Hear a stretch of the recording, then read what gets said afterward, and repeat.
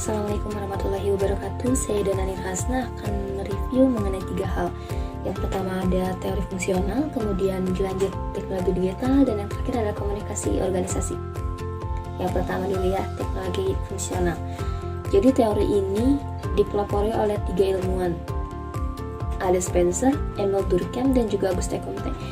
Seperti yang kita tahu, Emile Durkheim dan Auguste Comte ini tokoh sosiologi yang terkenal ya, karena memang teori fungsional ini juga termasuk teori sosiologi juga. Jadi teori fungsional ini berpandangan bahwa masyarakat itu diibaratkan seperti organ-organ di dalam tubuh manusia atau tubuh makhluk hidup, yang dimana mereka memiliki fungsinya masing-masing. Kemudian jika mereka bekerja sama, jika mereka menjalankan fungsinya secara harmonis, maka akan menghasilkan kondisi yang normal. Jadi maksudnya jika masyarakat saling bekerja sama dengan harmonis, maka akan dikatakan sebagai masyarakat yang normal, begitu. Dan jika sebaliknya, ya akan dinyatakan sebagai masyarakat yang abnormal. Kelebihannya adalah teori ini menggunakan pendekatan konsensus, yang artinya dalam masyarakat setiap orang bekerja demi kebaikan mereka bersama. Lalu kelemahannya adalah yang pertama, teori ini tidak mempertimbangkan masyarakat yang berbeda-beda. Jadi masyarakat itu kan berbeda golongan, berbeda ras, suku, agama, penyandang disabilitas juga bisa, gender juga berbeda, isi dan hati pikiran pun berbeda. Sehingga kerjasama yang fungsional ini bisa saja tidak terjadi karena tidak semua akan bertindak, tidak semua masyarakat akan ikut serta gitu, akan ikut serta bertindak, tidak semuanya. Kemudian yang kedua, masyarakat sekarang itu masyarakat yang modern, yang kompleks. Alih-alih menciptakan suatu kerjasama, tapi malah individualis gitu, malah sendiri-sendiri, malah mereka memiliki kemandiriannya masing-masing, yang mengakibatkan kelemahan yang pertama tadi, tidak ada kerjasama, apalagi fungsional, tidak ada kerjasama yang fungsional gitu. Dilanjut yang kedua ya, teknologi digital. Teknologi ini adalah sarana untuk mempermudah urusan manusia atau untuk memecahkan manusia juga bisa. Sedangkan digital adalah semua hal yang terkait dengan penomoran, dengan proses penomoran. Sehingga teknologi digital bisa kita garis bawahi adalah merupakan pengoperasian melalui komputerisasi dalam hal penomoran untuk memudahkan kinerja manusia. Teknologi digital ini memiliki perangkat ya, seperti yang kita tahu, smartphone, laptop, notebook, atau MP3 player, atau yang lain sebagainya gitu ya. Sehingga teknologi digital ini memiliki kelemahan, karena perangkat teknologi tadi bisa dikatakan harganya itu tidak murah gitu. Jadi harganya mahal, sehingga orang-orang yang tertentu saja yang bisa mendapatkannya gitu. Jadi maksudnya orang-orang yang punya uang saja yang bisa mendapatkan perangkat teknologi ini. Yang kedua, kesalahan digitalisasi bisa saja terjadi. Bagaimanapun ini adalah alat, dan alat juga bisa error. Ini pasti aja ada kesalahan gitu ya dalam prosesnya. Kemudian juga maraknya pelanggaran hak kekayaan intelektual.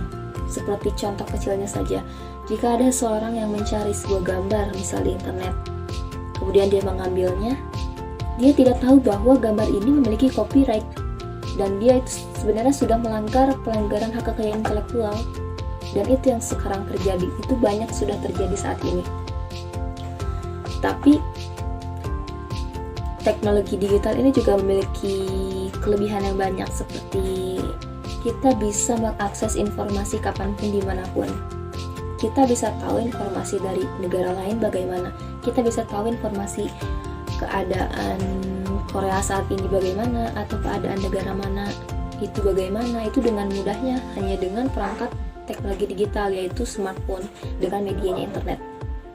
Kemudian kelebihannya adalah kita bisa berkomunikasi secara luas dan bebas. Kita bisa berteman dengan orang luar negeri, misal dengan orang Australia, kita bisa berteman dengan berbahasa Inggris ya komunikasinya. Kemudian atau dengan negara lain juga bisa. Kita bisa komunikasi secara bebas dengan adanya teknologi digital ini. Lalu teknologi digital ini pasti tentunya akan mempermudah kinerja manusia, akan mempermudah proses kerja dari manusia tersebut. Contohnya seperti ahli akuntansi, dia sangat terbantu oleh kehadiran dari teknologi digital ini. Karena bayangkan saja gimana kalau seorang akuntan menghitung tapi tanpa pakai komputer, itu pasti pusingnya luar biasa ya. Nah, begitu. Nah, yang terakhir itu komunikasi organisasi. Ya, jadi intinya adalah komunikasi yang dilakukan dalam suatu organisasi. Sebenarnya hampir sama seperti komunikasi kelompok, tapi bedanya kalau di komunikasi organisasi ini ada strukturnya. Ada struktur yang disepakati oleh bersama, hingga ada komunikasi vertikal atau ke atas antara atasan dan bawahan.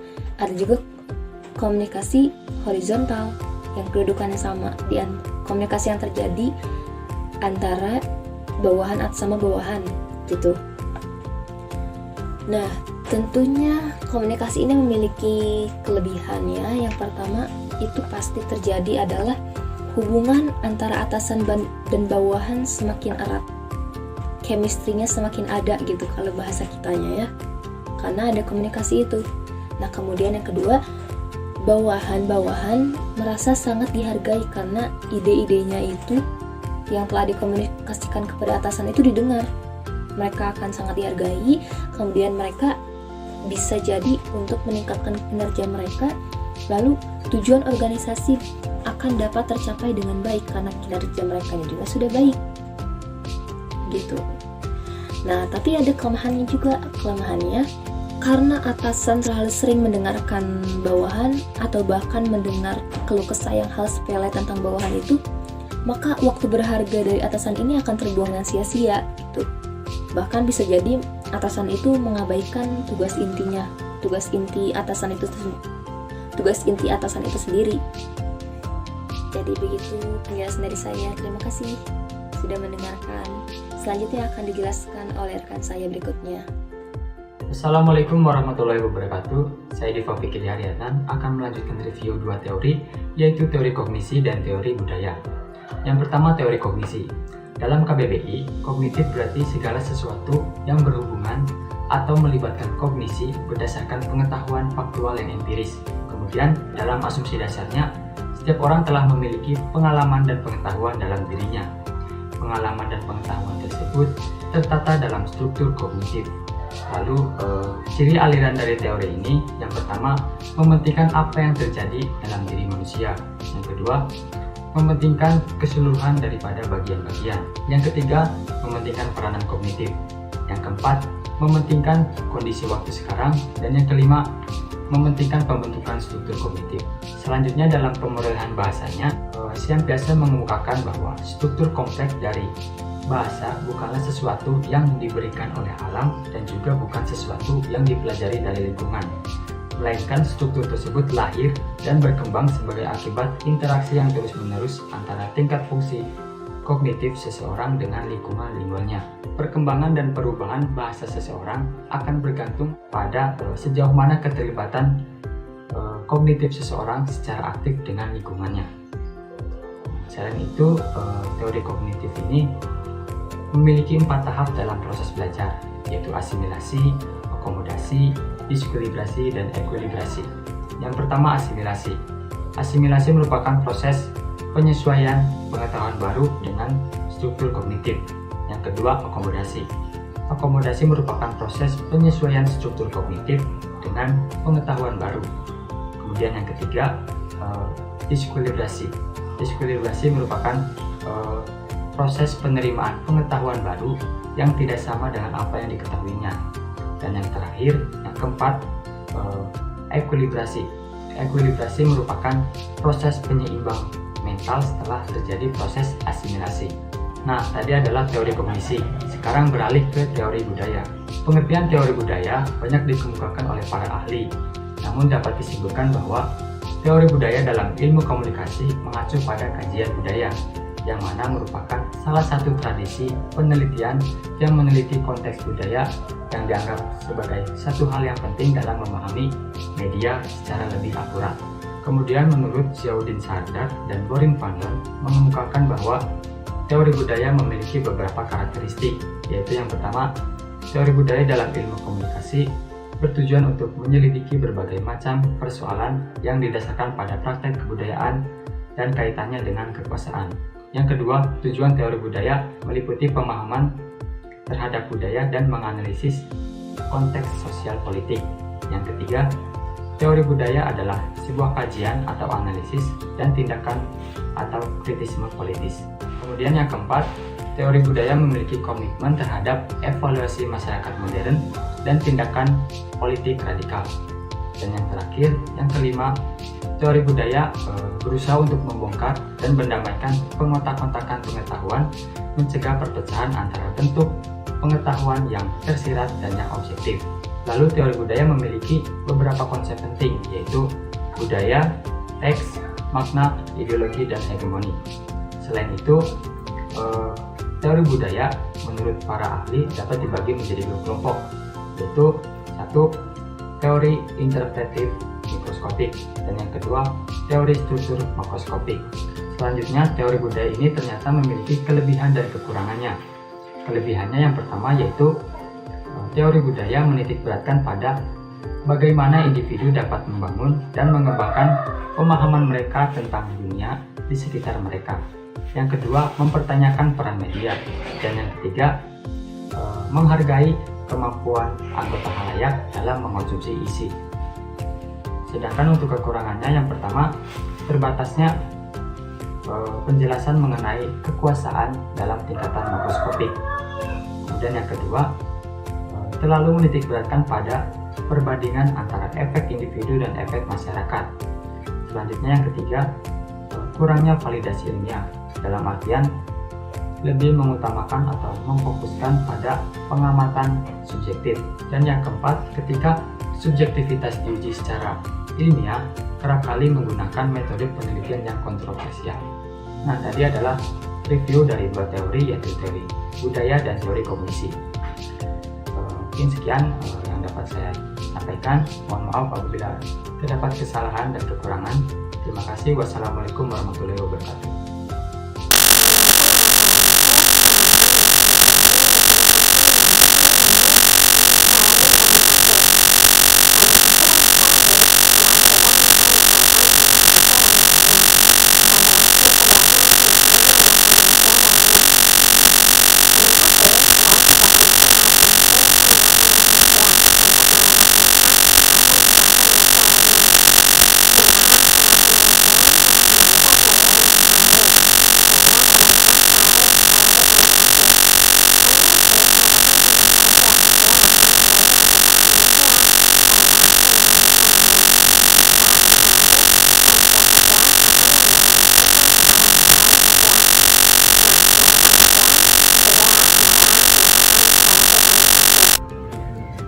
Kemudian terdapat beberapa pengertian komunikasi yang diramu oleh ilmu psikologi. Misalnya adalah komunikasi adalah suatu proses yang dilakukan oleh sebuah sistem melalui saluran tertentu untuk mengubah atau mempengaruhi sistem yang lain. Ataupun komunikasi adalah pengaruh dari suatu individu terhadap individu lain yang dapat menimbulkan suatu perubahan. Selain itu, psikologi pun telah banyak menghasilkan teori yang berkaitan dengan ilmu komunikasi. Sebagai contohnya, yang pertama adalah teori psikoanalisis, yaitu manusia dikendalikan oleh keinginan terpendam di dalam dirinya, atau disebut homo valens.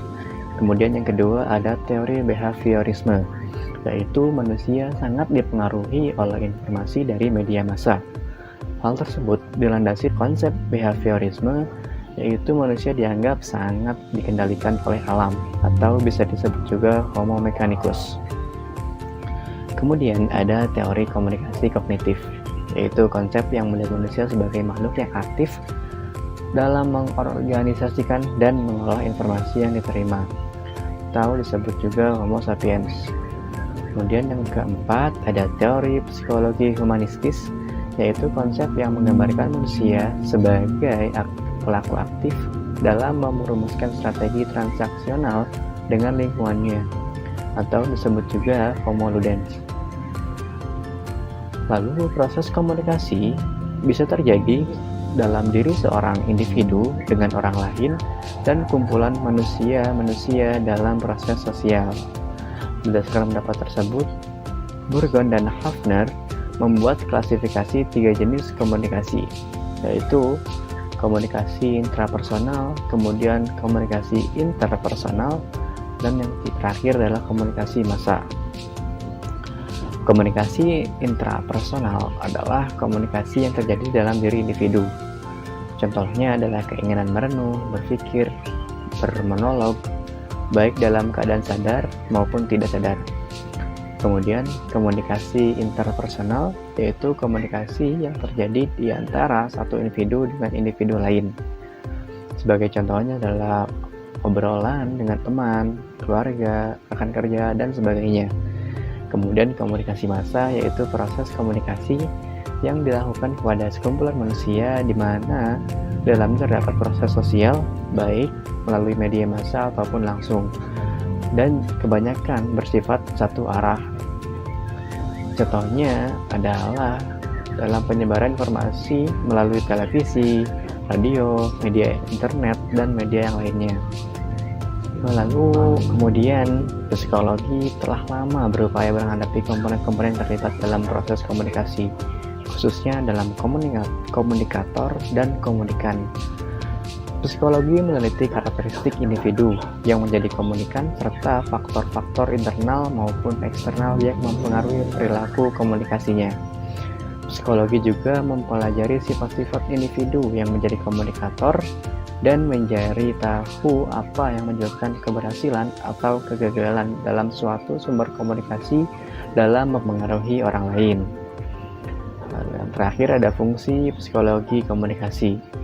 Penggunaan psikologi komunikasi ditujukan untuk menghasilkan proses komunikasi yang berhasil dan efektif. Kemudian komunikasi yang efektif akan menyebabkan pengertian ataupun pemahaman yang lebih baik dalam penerimanya. Lalu ada tercipta kesenangan ataupun hubungan yang akrab dan hangat di antara para pelaku komunikasi. Dan juga terjadi perubahan sikap, hubungan sosial baik, dan juga tindakan yang mempengaruhi para pelaku komunikasi. Kemudian yang selanjutnya saya akan menjelaskan mengenai teori use and gratification. Secara umum, use and gratification adalah sebuah pendekatan untuk memahami mengapa khalayak secara aktif memilih media yang khusus dapat memenuhi kebutuhan mereka. Pendekatan use and gratification juga berkaitan untuk memahami komunikasi massa yang berpusat pada khalayak. Berbeda dengan komunikasi massa yang lain yang berpusat pada apa yang dilakukan media pada khalayak, pendekatan use and gratification mulai digunakan para peneliti media pada awal tahun 1940-an, walaupun istilah use and gratification sendiri itu belum digunakan saat itu. Pendekatan use and gratification mengalami masa keemasannya pada tahun 1950-an hingga 1970-an ketika televisi berkembang dengan pesat, dan pada tahapan ini kajian mengenai use and gratification menyentuh pada tingkat keragaman yang meliputi beberapa hal. Yang pertama adalah alokasi waktu media yang berbeda, kemudian hubungan antara pengguna media dengan penggunaan waktu untuk kegiatan yang lain, kemudian yang ketiga hubungan antara pengguna media dengan penyesuaian diri dan hubungan sosial. Lalu ada fungsi media yang berbeda ataupun tipe isi, dan juga berbagai alasan penggunaan media massa. Tidak seperti teori komunikasi massa yang lain yang menitikberatkan pada konsumsi media, use and gratification theory memberikan kekuasaan pada khalayak untuk memutuskan media mana yang akan mereka pilih ataupun dikonsumsi. Khalayak memiliki peran aktif dalam melakukan interpretasi dan mengintegrasikan media ke dalam kehidupannya. Pada use and gratification, khalayak bertanggung jawab terhadap media untuk memenuhi kebutuhan. Menurut Ahmad, pendekatan use and gratification memiliki 5 asumsi dasar, yaitu yang pertama, khalayak dianggap aktif dan penggunaan media massa diasumsikan memiliki tujuan. Kemudian yang kedua, dalam proses komunikasi massa, Inisiatif lebih banyak berkaitan dengan pemuasan, kebutuhan, dan pemilihan media. Kemudian yang ketiga, media massa berkompetensi dengan media massa yang lain untuk memuaskan kebutuhan khalayak. Lalu yang keempat, tujuan penggunaan media massa dapat disimpulkan dari data yang disediakan oleh anggota khalayak. Yang kelima, penilaian tentang arti kultural dari media massa harus ditangguhkan sebelum diteliti dahulu oleh orientasi khalayak. Use and gratification teori memang menekankan pemilihan media oleh para penggunanya ataupun oleh khalayak. Tetapi teori tidak dapat menerangkan dengan jelas bahwa ada kalanya pemilihan suatu konten terkait dengan ritual, kebiasaan, dan tidak pernah diseleksi secara langsung. Teori penggunaan dan pemenuhan ataupun use and gratification dapat dikatakan tidak sempurna untuk menilai media yang telah digunakan secara ritual atau kebiasaan. Namun, teori ini tepat untuk menilai hal yang menyangkut pemilihan pribadi saat menggunakan media sebagai alat ataupun sebagai pemenuhan kebutuhannya. Halo, di sini saya akan menjelaskan tentang teori humanisme. Teori humanisme adalah teori yang dipelopori oleh Abraham Maslow. Abraham Maslow memiliki pandangan yang positif tentang manusia, bahwa manusia adalah makhluk hidup yang memiliki potensi untuk maju dan berkembang. Manusia akan mengalami pematangan serta pendewasaan yang dibantu oleh lingkungan yang mendukung serta usaha dalam dirinya sendiri. Sedangkan manusia yang mengalami kekerasan dan penyimpangan didasarkan atas kodrat batin yang dibelokkan serta lingkungan yang menyimpang. Teori humanisme ini pada dasarnya menyatakan bahwa manusia bertanggung jawab terhadap pilihan dalam hidupnya dan perbuatannya. Manusia juga punya kebebasan dan kemampuan untuk mengubah sikap serta perilakunya. Intinya, dalam hal ini, individu itu dipandang sebagai penentu bagi tingkah laku serta pengalamannya sendiri. Maslow mengelompokkan kebutuhan manusia menjadi 5 kebutuhan dasar yang bersifat hierarki. Yang pertama ada kebutuhan fisiologis atau kebutuhan dasar, yang kedua ada kebutuhan akan rasa aman, yang ketiga ada kebutuhan akan cinta dan memiliki, yang keempat ada kebutuhan akan rasa harga diri, dan yang kelima, dan ini yang terakhir, itu kebutuhan akan aktualisasi diri. Halo, di sini saya akan menjelaskan tentang teori komunikasi antar budaya. Teori komunikasi antar budaya adalah setiap proses pertukaran atau pembagian informasi, gagasan, ide, atau perasaan yang dilakukan oleh orang-orang yang berbeda latar budayanya. Proses pembagian informasi ini dilakukan secara lisan maupun tidak lisan, melalui bahasa tubuh, gaya, penampilan, atau bantuan-bantuan hal lain di sekitarnya yang dapat memperjelas pesan. Unsur komunikasi antar budaya itu ada 7. Yang pertama ada komunikator. Komunikator ini adalah pihak yang mengawali pengiriman pesan kepada komunikan. Dalam komunikasi antar budaya, biasanya komunikator dan komunikan ini memiliki latar budaya yang berbeda. Misalnya, komunikator berasal dari budaya A, maka komunikan berasal dari budaya B. Yang kedua, ada komunikan. Komunikan adalah tujuan atau sasaran komunikasi dari pihak lain. Dalam hal ini, pihak lainnya adalah komunikator. Yang kedua, ada pesan. Pesan ini adalah apa yang ditekankan dan disampaikan oleh si komunikator kepada komunikan. Terus yang keempat, ada media. Media ini adalah tempat saluran yang dilalui pesan atau simbol. Yang kelima ada efek dan umpan balik. Umpan balik merupakan tanggapan balik dari komunikan kepada komunikator atas pesan-pesan yang telah disampaikan. Yang keenam ada suasana atau setting, yakni tempat dan waktu serta suasana ketika komunikasi antar budaya itu berlangsung. Yang ketujuh ada gangguan atau noise. Gangguan atau noise ini adalah segala sesuatu yang dapat menghambat pesan antara komunikator dan komunikan. Lalu apa sih tujuan komunikasi antar budaya? Tujuan komunikasi antar budaya yang pertama mengurangi ketidakpastian, yang kedua menciptakan komunikasi yang efektif, yang ketiga mengkondusifkan lingkungan, yang keempat menghilangkan hambatan, dan yang terakhir ada memperjelas bisnis lintas budaya. Sekian.